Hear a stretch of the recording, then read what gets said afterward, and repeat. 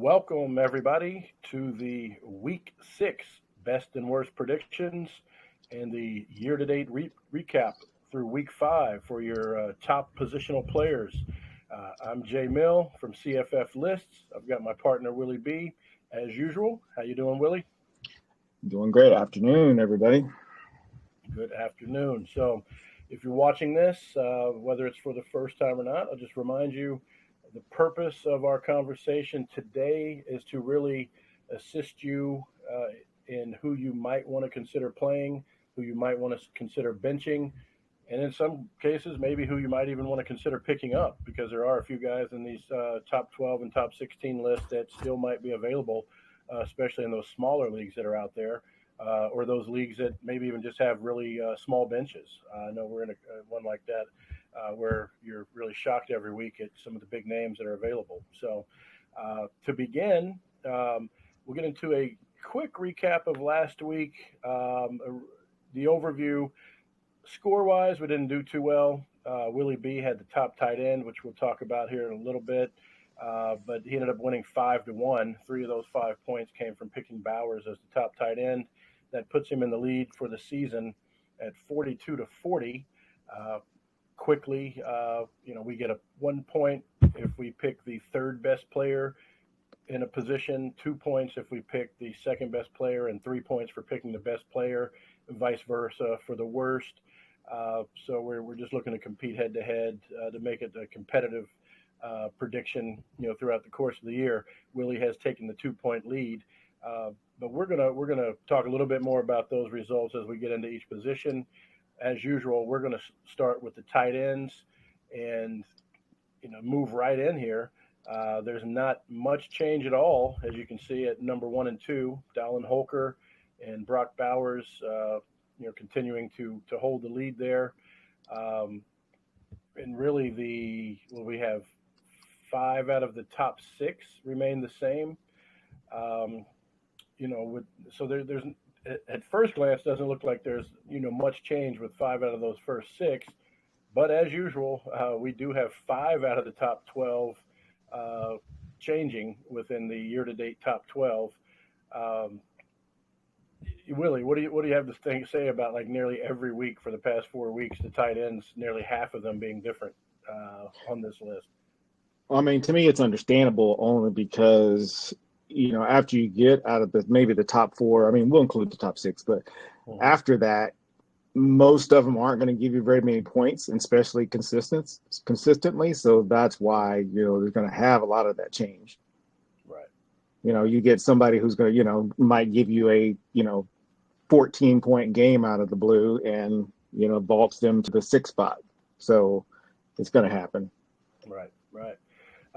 And as we mentioned, you scored big with Bowers getting the 30 points last week, continuing to rile up the debate about what his NFL status is going to look like in the future. We don't really dabble in that prognostication.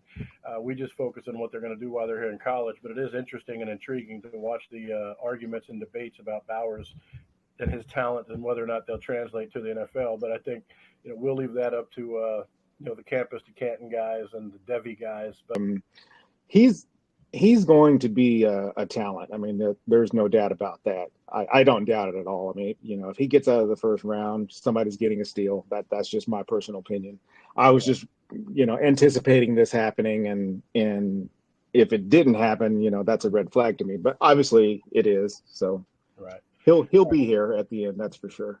All right. Well, and he's where he belongs. He's where everybody thought he'd be, in the preseason. They just thought Gadsden might be ahead of him in some cases, and it's Holker who, has a situation where he might have another big game. I'll hold my thoughts on Holker until we get into our best and worst pick predictions. But a couple of the new names, you've got Cade Stover popping in here at number 11. You see, he didn't move in from very far away. He was 21. He's a double-digit guy.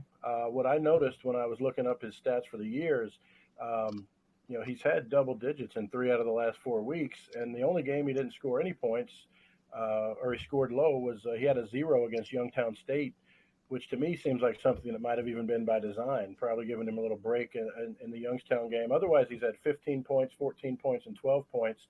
So you're really seeing a guy here whose average doesn't really represent what he's capable of and what he's been doing all year, because he had the goose egg against Youngstown State. Uh, Anyone else here? I know the other new guys are Fannin is kind of in by default because he's been injured. He hasn't played since October 16th, but he's still played in more than half of his team's games, so he's eligible here on a points per game basis. Dalvin Smith is healthy and playing again, so he's a name that you should see maybe moving up the ranks again. And then Jaheim Bell is a name that is returned kind of to the forefront. People might have given up on him, but he's back in here. Meanwhile, Westover is out. Urasek, shockingly, after a couple of disappointing weeks, is out. And Sanders got injured from Texas, so he's out. But anybody stand out here as far as who's moved out and who's moved in? I actually skipped right over Mitchell Evans, who's made a really nice jump for Notre Dame. Do you think he's here to stay, Willie? A guy like Mitchell Evans going from 30 to 7, or is that fluky? Ooh, I like him staying here better than I do a Bell or a Willis. Fannin, I mean, Bowling Green is just having a little bit of surprise year. So, the guys under Bell, I can see them hovering around, the 12 to 16 range. So I like I said, I like Mitchell a little bit better than I do the Willis and Bell, and especially since Haas's injury, which we'll get to that in a second. Right. I could see him, hovering around the 12 to 16 range. Yeah, there's another tight end he was competing with for catches. It looks like early in the season, and the last 2 weeks, Evans has risen to 7 targets and 8 targets respectively. So it looks like he's going to be the primary tight end that's going to be targeted as they get into the meat of their schedule here. And especially with Harbaugh back, also, I mean, you kind of get that true identity of what they're going to be most likely. Right. So I would anticipate him, definitely having the yardage. I mean, the Tennessee State game at 61, then he dipped to 1 reception for 2, and then the last 2 weeks, with better competition, you're going to see that Harbaugh ball. Right. And with that, let's get into who we think is going to have the absolute best and worst weeks from this group of 12 that we're looking at here. It really doesn't matter who goes first to me. You want to go first? You want to go second? I'll go first on this one on because I think it's a gimme, and and you can choose if you want to go first or last. I'm pretty sure I stepped on your toes a few times last week, but we'll say obviously we can't pick the buys; those are the ones we have to stay away from. But so if we do that, Haas with his injury, he's definitely just as a default, you have to take him as the one to get out of your lineup. Right. And, I'm not going to hesitate to follow you on that. You mentioned in our waiver draft that, Haas's injury is a collarbone, so it looks like one that is going to be long-term. So for those of you that, weren't paying close attention, you want to move away from Haas unless you're in a dynasty league where you can hold on to him for next year. But with the collarbone, there's a good chance he's going to miss the rest of the season. He'll likely not qualify for the top 12 next week as he, dips, lower than 50% of his team's games at that point. So I'm going to go Haas, get the guaranteed 3 points for myself. Why not? Well, I mean, he'll probably still be in our list because I'm showing what he's got 5 games tallied. So okay. So yeah, until we get to week 7, he'll be showing up here. Right. But, yeah. And to clarify, we have if a guy's played in 51 of his team's games, they qualify for the the top 12 or the top 16 since we use a points per game average. But if they've only played in half of their team's games due to injury or less, we bump them out and they don't qualify any longer. So. Moving along to because we spent a lot of time here on tight ends, we'll just go. I'll continue to go Bowers. Mm-hmm. They get Kentucky, should be a decent game. He's probably just their weapon. So Bowers. All right, I like that you did that because I didn't want to have the same pick here at the best, but I'm not going to try to outsmart myself here. I'm going to go Holker. I think these top two guys are definitely the cream of the crop. They're not flukes at all. You'll see them, battling for that number one position at the end of the season. Shout out to our guy Holden Willis though. Before we move on from tight ends, he did make me look bad last week. I thought he was going to be a little bit of a fluky situation coming in at 13 after a slow start to the season, but he ended up having back-to-back double-digit weeks. So Holden Willis might be a guy you can count on. We'll see what happens and kind of revisit him next week, see if he can do it 3 weeks in a row. Yep, he's still only 11% rostered. There you go. All right. All right, so we'll move up to wide receivers here. Yep, as we move into the wide receivers, we talk about the fact that as the season rolls along, we're going to get a little more consistency in the number of guys that move in and out of the list. We only had 4 move out, and obviously that made room for 4 to move in. First, we'll touch on the guys that are out. Polk's no longer here from Washington. There's just not room, it seems, for 3 Washington receivers. Thrash took a little bit of a dip after kind of a mediocre game against NC State, and then you had Evan Stewart jump out from Texas A&M and Weaver from Colorado as Colorado continues to just spread the ball around to maybe a few too many receivers for him to maintain that top 16 status. The new guys, Malik Washington comes in from 17, making his way into number 10, proving to be a consistent threat there for Virginia.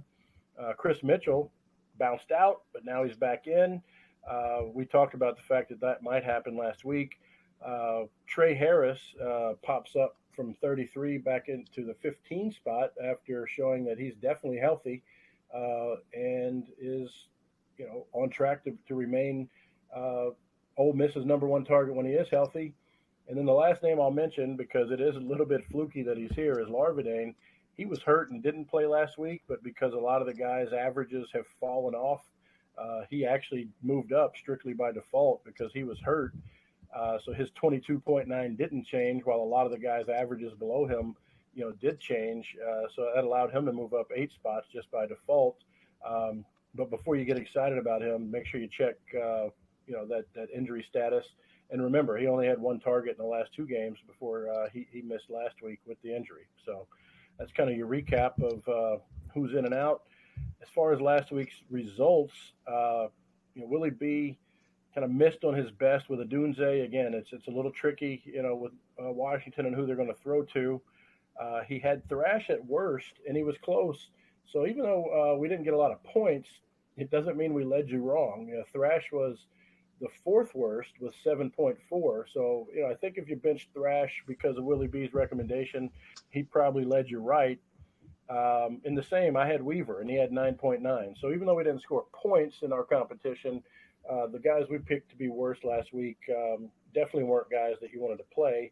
The one that puzzled me, and Willie, I don't know if you've been able to find anything else about this, is Terrell Vaughn only getting the 1 target.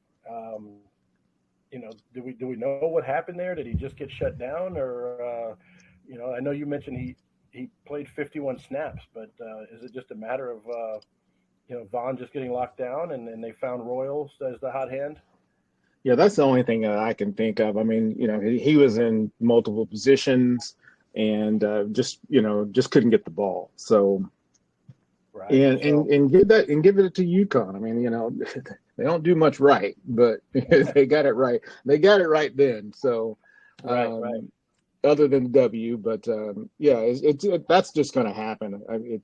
Some of these times we can't explain why a guy would get 14 targets and the next week doesn't get any. So So the result of that was he fell from number 4 to number 12. Trying to see if anybody else had a big dip. Doesn't really look that way.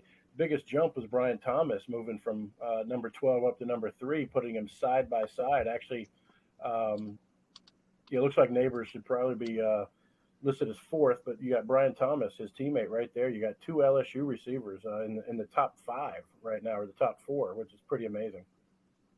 Yeah, it was. I mean, and they had a great game. That's the benefit, when Of the you shootout.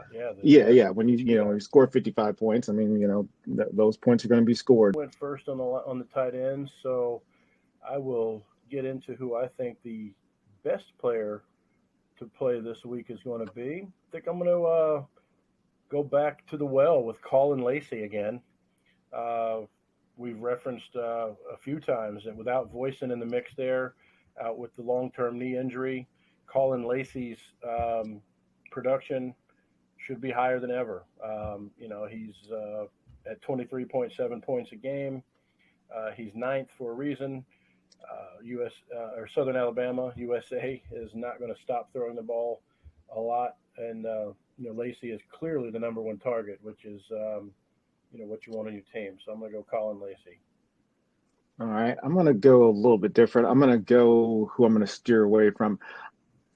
I'm just going to, until I see otherwise, I'm going to kind of gauge gauge my concerns, Mm-hmm. so to speak, with Larvadain. I Um, got you. Okay. he's has a little bit of an injury. Don't know what it is exactly, but something is going on for him to only get those one targets the last two Yeah, yeah. games he played. So Yeah, and what Willie's speaking about there is, Larvadain started as, the hot hand in Miami, Ohio, with 12 targets in each of his first two games, but then he had one target only in the two last games that he played, and it looks like he missed the last game with an injury. Um, so for that reason, I'm going to also go Larvadain as the guy that you don't want to take a chance on and throw back into the lineup just yet. I think it's a little premature, even if he is healthy. I really like Terrell Vaughn's matchup with Colorado State. Mm-hmm. Um, but I'm gonna go with a guy here who's just kind of been on fire, Mm-hmm. and that's going to be Luther Burden the third. He Nice. he steadily gained one target per game, so he's on pace now. He should have 14 targets this week. Mm-hmm. So since August 31st, he's had 9, 10, 11, 12, and 13 targets respectively each game. So I expect him, to have a decent game against LSU. Okay. Missouri's not horrible. No, no, and they're throwing the ball around, and Burden, the true sophomore, has been showing out, and I think we like to talk about who really is going to remain here and who's not the real deal. Burden, should be a top five finish for the year.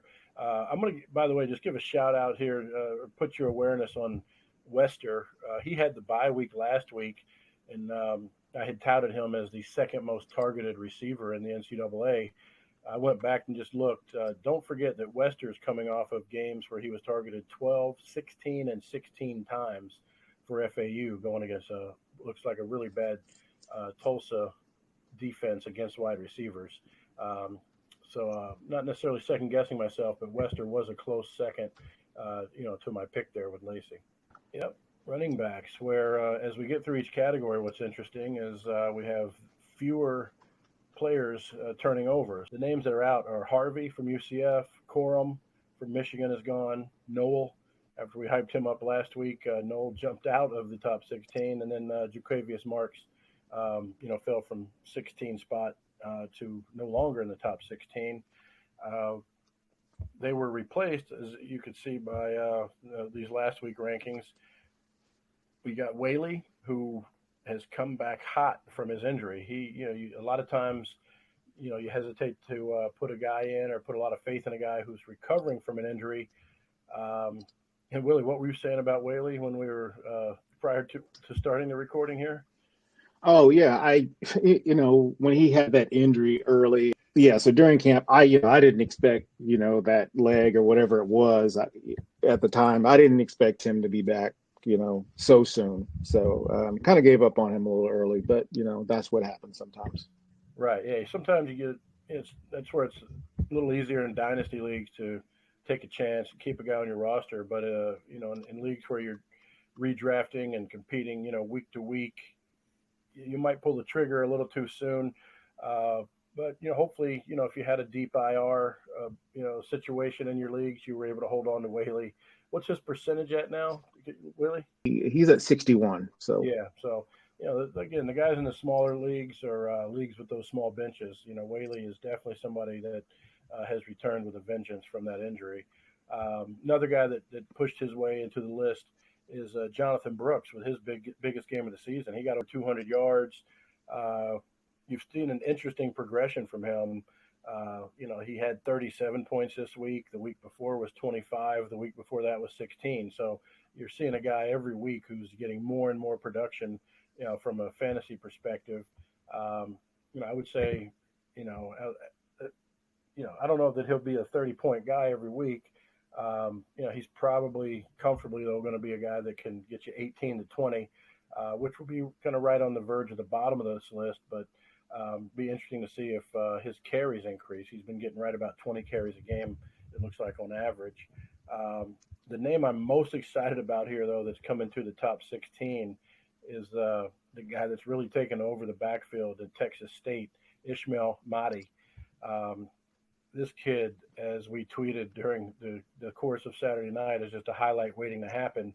I believe that was Willie B's quote, and he put that out into the Twitterverse. What did you see in this kid that made you say that, Willie? I know you were watching that game close. There's the burst. What is his burst? Yeah. That's what he's got that twitch and that burst that you think you might have him, and then he's already 2 yards past you. That's what I kept noticing.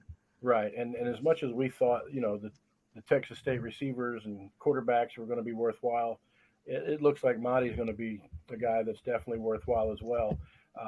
He's coming off. This is now his second week in a row to have a big week. Before he was 21st, I don't even know if he was in the top 80. When he made his jump to 21 2 weeks ago. So his move to get into the top six now is after some phenomenal weeks here where he's had I think a 30-point week and a 40-point week back to back, and that included a 100-yard kick return and an 89-yard shovel pass that he nearly scored on, but made the mistake of not protecting the ball, or he would have had a 90-yard touchdown reception instead of an 89-yard catch. So if you tighten up his fundamentals, this guy is going to be a real deal, and is one to watch here that's moved his way into the top six, and we think he's here to stay, or at least I do. Are you co-signing on that, Willie? Yeah, I do. Like I said, I mean the fumbles. I mean he actually lost another fumble in the game also. So I mean you got to have that ball security.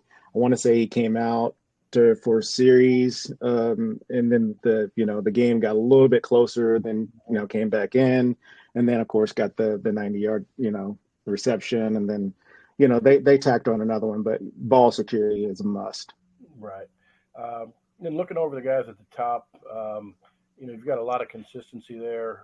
3 out of the top 5 were in the top 4 last week, with Gene T holding it down. Rasheen Ali just barely moving down a notch after the phenomenal game by Davis, who unfortunately was Willie B's pick to be the worst last week. But that, I guess. Yeah, let me go ahead and pop in on here and give this man his young man his props, because no one could have seen that, I'm sure. I mean, 280. Wow. I'm not sure what's going on in Florida, but I did not see that happening. I'll still, stand by, this week, when he has Georgia, but, hats off to the kid, 53.9 points. I mean, 280 and 3 he actually had a receiving. So 4 touchdowns. Great game by you, Rahman. Yeah, I think a lot of that was by halftime, if I'm not mistaken, too. So that's crazy when you see a game like that. Right. It's weird. A lot of times you see these guys that have 50 and 60 points in those, really unusual games will call each other, and it's like usually they've gotten about 45 of that by half, and you're like, wow, this guy's on pace to get like 90. And they always seem to slow down in the second half when that happens. But, I think Rahman Davis was at like 35 points at the half and ended up, finishing with like the 53 or 55 points or whatever it was. But pretty amazing. Yeah, absolutely. The big dip was Devin Neal. He fell from 6th to 15th after playing a really tough Texas defense. That was one that I predicted. That's where my only point came from, was successfully predicting Neal's bad week. and otherwise, Tracy was right on point picking Ginty, to have a really good week. He finished number two overall, second only behind Davis in terms of the year to date top 16. I had picked Taylor from Minnesota. Apologies. I guess there was word that he might be injured early in the week. I didn't happen to catch that. Then, as it turns out, he did not play. So I kind of had the injury bug hit me twice. I had Sanders at tight end, knock him out early. Then I had Taylor, with the DNP here at running back, cost me. So I'm gonna try to do my best to bounce back and help you guys out this week. But I'm going to go Jonathan Brooks. I think this OU defense is better. They're going to have to put it on the quarterback to beat them. Don't let Jonathan Brooks run wild and run you out of Texas. So okay, we'll say Jonathan Brooks is the one I'll stay away from this week. All right, and I'm going to take a page out of your book, not only with the player, but with some of the strategy I've seen you use. I want to make it look like you're following me on this one if it happens to be your pick. So I'm going to pick my best player, and I'm going to go Ginty. I'm going to go Ginty, playing against what appears to be a pretty bad San Jose State defense against CFF running backs. They're 122nd here, according to Fantrax. And even if they weren't, I'm learning to kind of stick with these guys at the top and understand that by the middle of the season, they're at the top for a reason. And get ahead of me. Okay. All right. Yeah, I'm going to get ahead of you just in case that was going to be your pick. It looks like you're the one following in this case. Gotcha. No, I may have gone with him, but I'm just going to go with my guy, Ishmael, until I see otherwise. We're going to go Mahdi another week. Okay. See what he can get done. All right, we're hold on to that rock and vault to the top. Okay. Well, my worst pick might surprise people. Like I'm not sure if Taylor's going to be back or not. That I'm not worried about it. I talked last week about the fact I thought that Hampton being in the top 16 was a little bit of a fluke. I think he's going to have a decent season still, but he's playing a really tough Syracuse rushing defense. They're number 22 overall. Rushing defense. So I'm going to go Hampton as my worst pick at running back. It looks like the Fantrax number 37th against running backs, is validation that, that's a tough matchup as well. But I think you see Hampton slide a little bit. Got you. I saw a few other names. Going up against Oregon State's defense, I thought, maybe they're just not as good as the Fantrax number, that third that they're giving them. Yeah, that's they are. They're fifth against the rush, surprisingly. So okay, they've given up 3 touchdowns. That is a tough matchup. That's going to be a real test there to see, Ott's ability and his O-line's ability, because it looks like Oregon State's rushing D is the real deal. So that's another tough one there as well. Right. So just to give you guys some extra here. I mean, to be leery of. I mean, Jordan last week, 16 for 32, and that was against NC State. So they have Notre Dame, so they got another tough week. So he's another name that you might want to watch out for. Yeah, what's interesting, we've talked a lot the last couple of weeks about how just about every running back in the top 16 looked good and made our predictions for the best pick to very difficult. It might be the opposite this week. You've got guys like Whaley playing Fresno State, who's tough against the run. Jordan's playing Notre Dame, and even Ali playing up against a team like North Carolina State, and then Rahman Davis 8th. Like this is probably one of the more difficult weeks to pick the running backs that are, going to have those really good performances.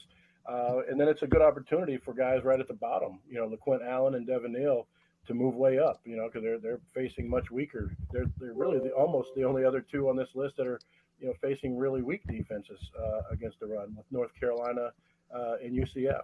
So, and right, I'll give you another name to watch out for, who's going to probably be in our top 16, and that's Kamani Vidal from Troy. Right.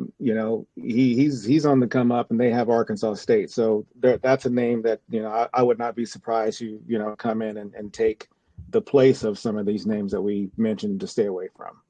And as we get into the quarterbacks, one thing you will notice is it's even more consistent than last week, with only two guys moving in and two guys moving out. Uh, Granger, unfortunately, I think he faced Troy last week, if I'm not mistaken. So he has managed to move, I think, just outside of the top 12 this week. And then you got Chandler Morris from TCU, who also exited the top 12. Uh, but the guys taking their place, it's going to be tough, moving back in because you've got Raynor from Arkansas State, and regardless of the fact that he's playing Troy, he's proven in his first two starts of his college career as a true freshman that he's a force to be reckoned with. He had 43 points in those two starts. His average is 32.9 because he did come in for the injured quarterback 2 games ago.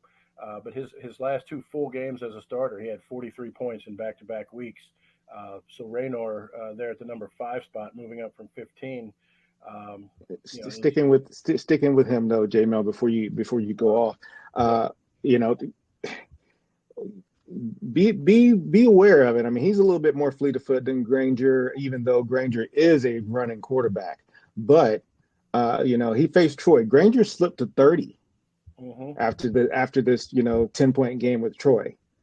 So I mean, he had 11 rushes for 25. Only had a 193 in the air. So that's actually a really good point. The fact that one of the guys we mentioned being a new face replacing a guy who dropped out, they're playing the same team. So yeah, that's very intriguing that Granger fell out after playing Troy. So let's see what Raynor could do after playing Troy this week. That makes it very intriguing. The other fresh face, though, we were talking about prepping for this is Haynes King, which is a guy we've seen bounce around. Came in from Texas A&M over to Georgia Tech. Even though the team had a bad loss against Bowling Green, it worked out for fantasy owners as he got 32.8 points, which boosted his average up to 28, put him in at the 12th spot, up from 17. The fact that he only came up from 17 tells you a lot of what you need to know. The guys only had one game below 27, and that game was still 22. So you want a guy, talk about a guy who's being really consistent. Haynes King, believe it or not, is one of those guys. He's had no game below 22 in his 5 games this season, and I'll take a guy that's getting me between 22 and 32 every day of the week, especially in those 2 quarterback leagues. Oh, and the touchdowns. I mean, he hasn't thrown less than 2 touchdowns either. So right. So he's playing Miami, which be a tough test for him to see if he can stay. As far as our performance last week, this is again where the numbers and how we scored were a little deceiving. Got to kind of give ourselves a little bit of an excuse here. Willie picked Caleb Williams to be the best performer. He only finished 4th. But there's a big asterisk there. He still had 41.3 points. He just happened to be, playing against guys or competing in the top 12 against 3 other quarterbacks who managed to get over 40 points. So you had four quarterbacks in the top 12, reach that 40-point level last week, which is, pretty unusual. But we'll still give Willie some props for recommending, the constant Caleb Williams rotation if you've got him. Just had to mention that. I had picked Byron Brown. He had 22.8. Was a little bit of a disappointment. I wouldn't say it's a horrible game, but certainly wasn't the best like I thought it would be. I might put my chips back on him again this week. We'll see here in just a second. But any other thoughts about? Not a lot of movement, frankly. So not quite as much as talk about there. You're seeing Dylan Gabriel kind of rise up, but anybody else on the top 12 stand out to you in terms of movement up or down, Willie? No, you already touched on Raynor, but I like I say, what do you think after the bye? Will Penix bounce back? Well, and we talked about Polk a little bit. Polk may be the healthiest receiver right now. Good thing is they do have a bye to get healthy, and we'll have to see. That was just an unusual game. Him with no touchdowns was very surprising. Oh, that's a fun game when So he comes back. By the way, after the bye, they've got Oregon, and then he's got Arizona State. But then after that, he's got Stanford and USC, who are really right, susceptible to pass. right. So if they get healthy, they'll have a bounce back. Okay. So with that, then let's get in. Am I going first here this time? That's fine. I mean, that's up to you. I mean, I told everyone last week, the three names I'm taking, so one's off the board. So Yeah, that's true. And I kind of hinted at mine. I wasn't sure if I'd do it, but yeah, I feel like with the hype we had around him last week, I want to prove to everyone that I'm not going to just jump on the bandwagon when things are going excellent. I think he did do decent enough that if you had him starting, you weren't going to be disappointed last week with his 23-point game. But I'm going to go with Byron Brown again, who's playing UAB, who, according to Fantrax here, is 124th against fantasy quarterbacks. They're also 73rd in terms of yardage per game that they're giving up. wow. So I like Byron Brown to bounce back into elite status. Again, I'm not ready to say he had a bad week last week with 23, but I think he gets closer to 30 again and gets back to his average. And he definitely will keep that average where it's at 30 a game. I got you. I am going to go with Caden Salter this week. Okay. Now you said you had They one of three you were going to pick every single week from now on: Caleb Williams, Salter, or Penix. So I almost went Salter, taking your strategy, but I was curious to see who you would pick between Williams and Salter. I got you. No, it was definitely Salter. I man, I spend too much time looking at numbers and things like that. But their defense is, this 99th to me, that's being generous. But yes. Yeah, yeah, they So surprised. They surprised some people, kind of going in overtime with Jacksonville State. But that was Jacksonville State. Liberty's had a couple good recruiting classes. They've got the old Coastal Carolina staff there that's taken over and kind of kept them on track in terms of winning games. So he seems to be in a good position to excel this week. I agree. He was going to be, I guess, my 1B choice as well. I do like Gabriel. Texas got a pretty stout run defense, but I think Gabriel's proven that he's going to excel in a lot of situations. I don't know that he'll be top 3 this week, but I think Gabriel keeps it up. Will Howard, Sam, you got a lot of quarterbacks just kind of similar to the running backs. You got a lot of quarterbacks with tough matchups this week. mm-hmm. So makes it tough to pick which one will have the worst game. But you know what? I think I will go with our guy. He proved us both wildly wrong last week, which was Jackson Dart. I just don't know that I'm a huge believer, so I think I'm going to go Dart to be to finish worst among this group again, even though I was wildly wrong along with you last week. Yeah, I'm not going to go there with I'm not going to go there with a couple of these guys. You changed your attitude about him? Yeah. It's going to be. I'm going to have to give him one more week and give him the benefit of the doubt. I'm not just going to jump on it just because the Arkansas had a little bit of success early on. So I like what Ward's doing. Caleb's going to be Caleb. So I'm gonna take what I told you earlier. Okay. I like this Troy defense. Okay. And you've been right about another defense with Tulane. So we'll see if your defensive eye is working across the board. Well, and the good thing about it is that they have the film that they need. They did it last week.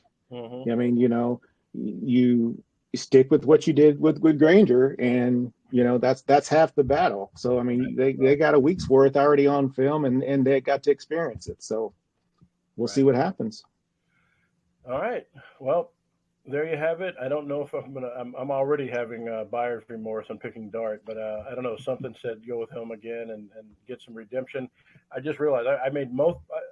I just woke up and made both of the same picks I made at quarterback. It's like I just looked at last week's list and said, let me just copy it.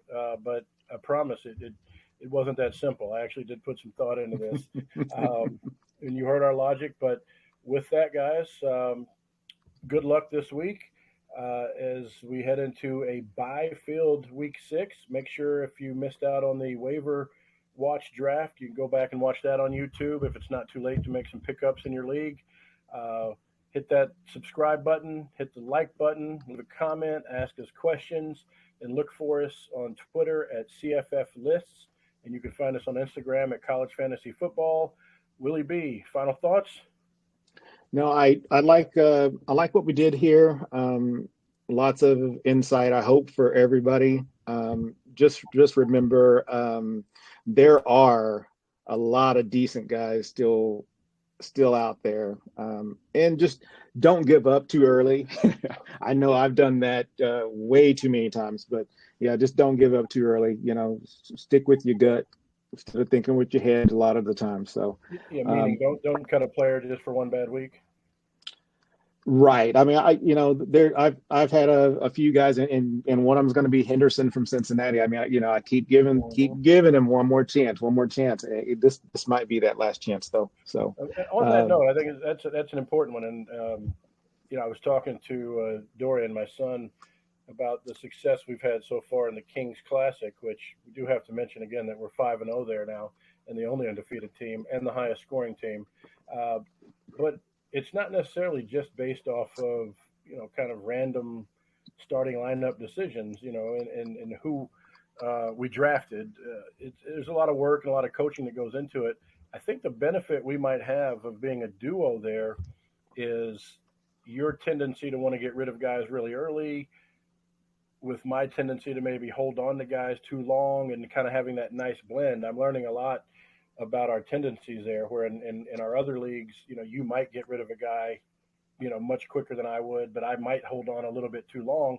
I think we're finding a nice balance there. And, you don't want to cut a guy after one bad week, but, after 3 weeks, if he hasn't proven himself, might, just because of his name, you don't need to hold on to him, which, I might have been guilty of in the past, doing too much of. But I think that's been a big part of our success there so far, is kind of balancing each other out and, not having that knee-jerk reaction, and also just not being too content with what we have, and always constantly trying to churn the roster and, find better guys, and that nice balance. Right. I have to agree. And with that, thank you guys for watching and listening, and good luck this week. Bye-bye. Okay.